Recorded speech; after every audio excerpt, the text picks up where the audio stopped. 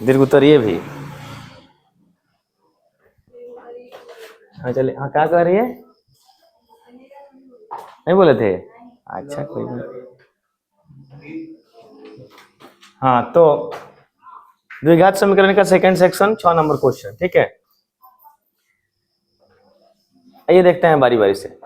6 number question में क्या है कि a square p square x square minus q square is equal to 0 के मूल होंगे, ठीक है। तो एक सवाल पूछ लेते हैं इसमें, है ना।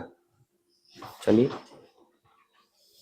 उसके मुंह पे नहीं लिखा हुआ, बोर्ड पे लिखा है। वो जो पहला समीकरण दिए हैं हम, उस समीकरण में आप हमको बताइए कि ए का मान कितना है।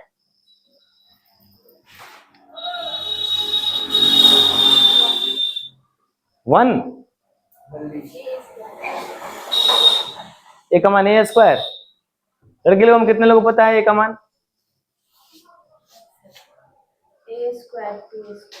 ए स्क्वायर पी स्क्वायर, बढ़ जाए दोनों आदमी। ए का मान एक्स का गुणांक होता है, किसका गुणांक? तो एक्स के पहले जो कुछ भी लगा रहेगा, एक्स स्क्वायर का गुणांक होता है ए का मान। तो एक्स स्क्वायर के पहले जो कुछ भी लगा रहेगा वो सब ए का मान है। तो यहाँ एक्स स्क्वायर का पहले क्या लगा है? ए स्क्वायर पी स्क्वायर, तो ए का मान हो गया। यहाँ बताओ कि इसी सवाल में बी का मान कितना है? 0 है। बी का मान कितना है? एक्स का गुणांक होता है बी, तो यहाँ एक्स तो है ही नहीं है, तो यहाँ बी का मान हो गया 0। और सी कितना है? माइनस क्यू स्क्वायर, है ना, माइनस क्यू स्क्वायर।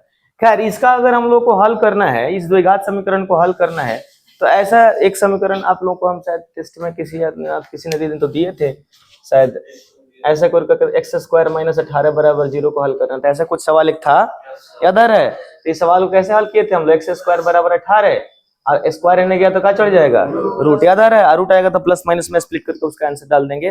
तो ऐसा सवाल एक बताया जा चुका है, ये उसी सवाल पे है, बस थोड़ा सा सवाल को अलग तरीके से लिखा हुआ है। आइए हम लोग समझते हैं कि इस क्वेश्चन को करने के लिए यहां आपको वैसे ही निकालना है, कुछ नहीं, एक्स स्क्वायर के अलावा कुछ है ये नहीं है, जो बच गया वो सब अचर है।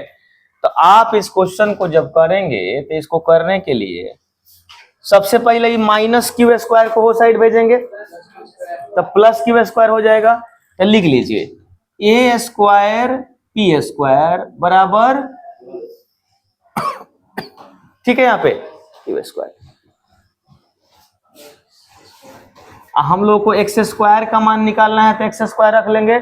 इस बार ए स्क्वायर पी स्क्वायर गुना में होने गया तो क्यू स्क्वायर बटा ए स्क्वायर।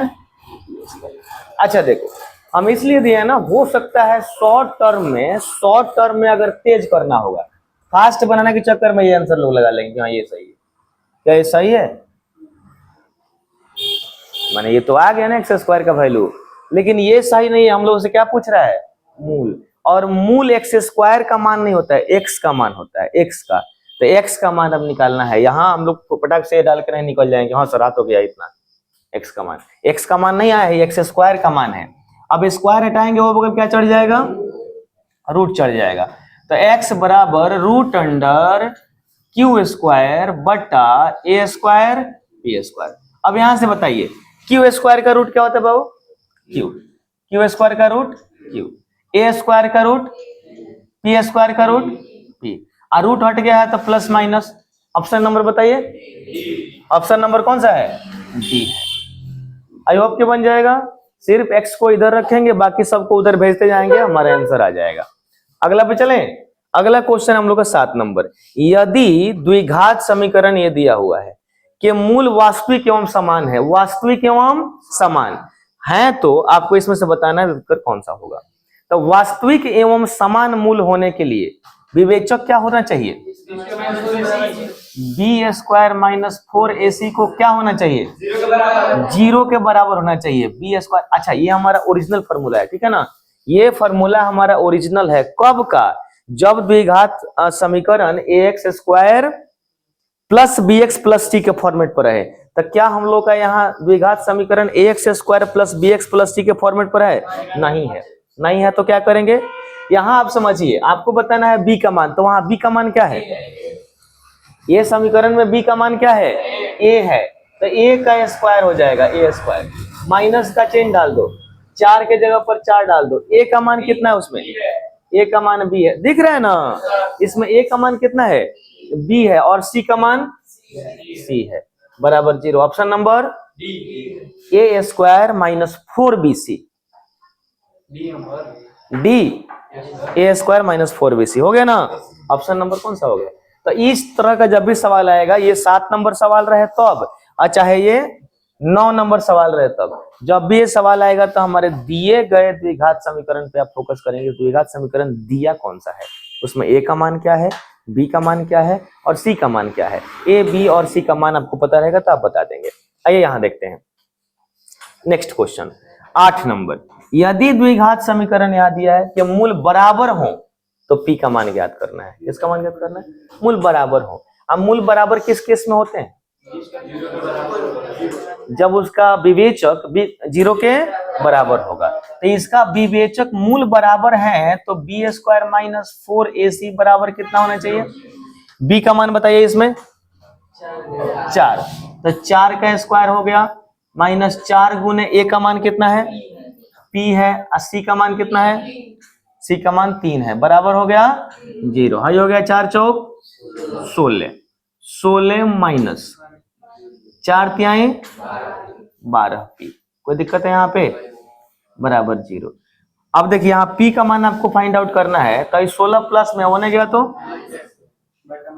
आई माइनस 12 यानी गुना में होने जाएगा तो माइनस माइनस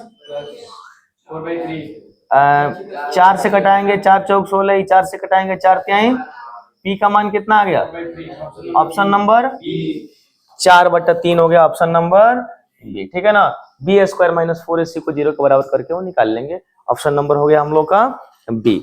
9 नंबर क्वेश्चन देखिए, 9 नंबर पे है कि एक यहाँ हमको दिया हुआ है एक समीकरण लिख लेते हैं। ठीक है ना, 9 यहां कराते हैं। ठीक है, 9 नंबर के लिए समीकरण कैसा दिया है, px square minus Q X plus R is equal to 0। अब यहां एक चीज लिखे हैं, ये हम लोगों को द्विघात समीकरण के मानक रूप में भी वैल्यूएबल है और 2 चर वालों में वैल्यूएबल है। कौन सी, p is not equal to 0। अच्छा, यहां बोला है p is not equal to 0। अगर एक बार मानक रूप को फिर से ब्रीफ करें तो इसका मानक रूप क्या था बाबू, ax square plus bx plus c बराबर, तो इसमें क्या 0 नहीं होना चाहिए, ए। क्या b 0 हो सकता है, b 0 बिल्कुल हो सकता है। b 0 होने से हमारे द्विघात समीकरण पर कोई फर्क नहीं पड़ता है। यहाँ पे b ही 0 है, हमें b 0 हो गया है, तो b 0 हो सकता है। क्या c 0 हो सकता है, c भी 0 हो सकता है, लेकिन a 0 होगा, a 0 कभी भी नहीं होगा। जैसे ही a 0 होगा, 0 के साथ मल्टीप्लाई करके ही गायब हो गया, और जब गायब हो गया तब तो ये रैखिक समीकरण बच गया, द्विघात कहाँ हुआ, द्विघात नहीं हुआ। तो यहां भी ये जो होगा एक्स स्क्वायर का गुणांक 0 नहीं हो सकता है। अगर हम चलेंगे रैखिक समीकरण वाला में, युग्म वाला में क्या था, a1x plus b1y plus c1 बराबर 0, इसका सेकंड वाला भी था। क्या यहाँ पे a1 0 हो सकता है, a1 0 होगा तो 2 चर में बचेगा ही, रैखिक तो बचेगा लेकिन 2 चर में बचेगा। क्या b1 0 हो सकता है, नहीं हो सकता है। b1 भी तो 0 होगा तो y को गायब कर लेगा। जैसे b1 0 होगा y को ले गया अपने संगे, तो 2 चर में बचा। 2 चर में बचने के लिए a1 और b1 0 नहीं होना चाहिए, और c1 0 हो सकता है, उसमें कोई दिक्कत नहीं है, c1 0 हो सकता है, लेकिन a1 और b1 0 नहीं होना चाहिए अगर हम 2 चर में निकाल रहे हैं तब। तो यही बात याद रखिएगा, इसीलिए लिखा है कि यहाँ पे p 0 नहीं होगा, क्योंकि p 0 होगा तो ये गायब हो गया, तो ये 2 चर वाला में बचबे नहीं किया, 2 चर वाला में p is not equal to 0। ठीक है, आइए बनाते हैं। अब आपसे कह रहा है कि द्विघात समीकरण के मूल हैं, मूल, तो द्विघात सूत्र पूछ रहा है, द्विघात सूत्र।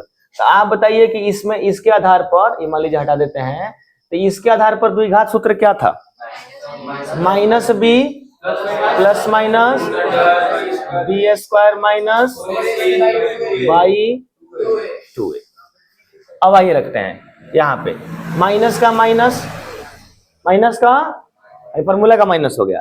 यहाँ में से बी का मान कितना है, माइनस क्यू। कितना है? अच्छा, अब एक सवाल पूछते हैं रेशमा से, भंगवाने वालों को हम खोजते हैं। खाली इतना के आधार पर हमें से कोई ऑप्शन कट जाएगा?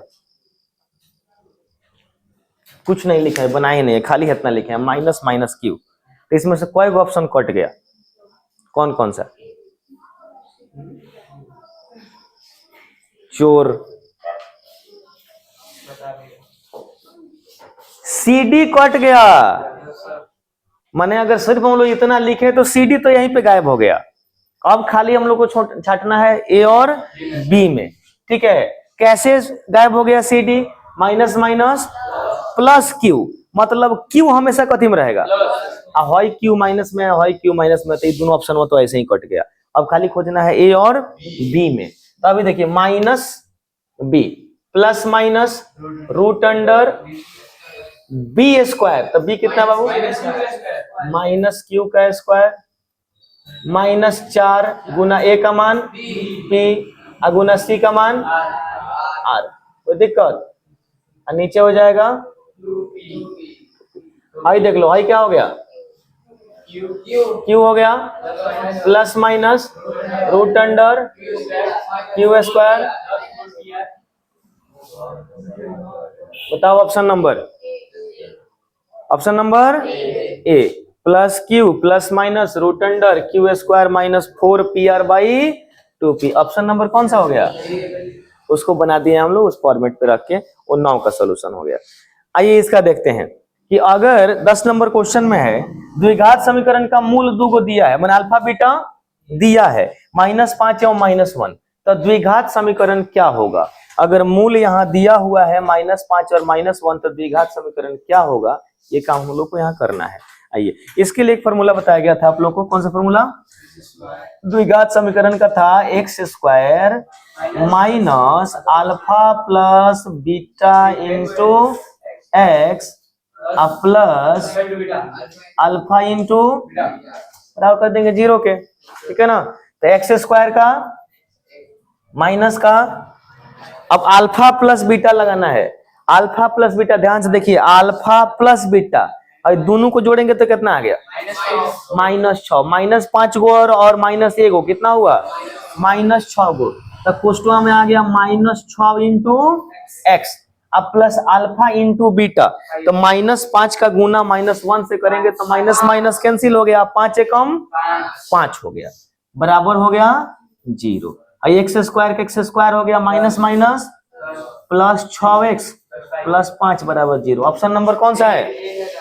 ऑप्शन नंबर ए। तीनों इसमें हो गया प्लस में। होप यहाँ तक क्लियर होगा? ठीक है ना? उसको आप रिमार्क्स नोट कर लीजिए क्वेश्चन के बगल में। द्विघात समीकरण का ऑब्जेक्टिव हमारे इतने ही रहेंगे अभी।